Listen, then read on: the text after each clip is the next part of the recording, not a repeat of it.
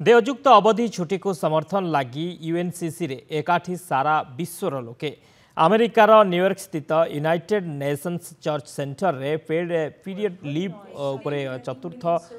अंतर्जातीय सम्मेलन अनुष्ठित हो जाइथिला।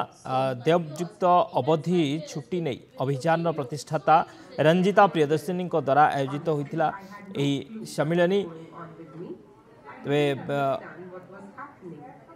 Odia society of America एवं अन्य अंतर्जातीय एवं जातीय संगठन द्वारा यही सम्मेलन आयोजन होता है।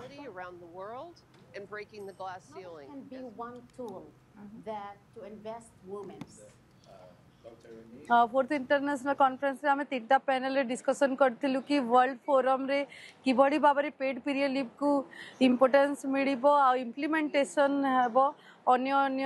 राज्य तथा अन्य अन्य देश रे भी आउ टोटाली केमिति करी मो ओडिशा रो जर्नी स्टार्ट करिकना केमिति वर्ल्ड फोरम रे आसली यूएन रे आसी कथा रखिली केमिति अन्य देश माने भी सपोर्ट करतले ता ऊपर स्टोरीटा हेतिला। मान्यवर डिप्टी सीएम से प्रभाती परिडा मैडम से अनाउंस करथिले तो सेते मु आउ थरे ओडिशा सरकार को भी बहुत बहुत धन्यवाद देबी। देखा गले लोक आमर राज्य ओडिशा को बहुत ही बैकवर्ड भावती but we are far ahead than anybody else. आमर स्टेट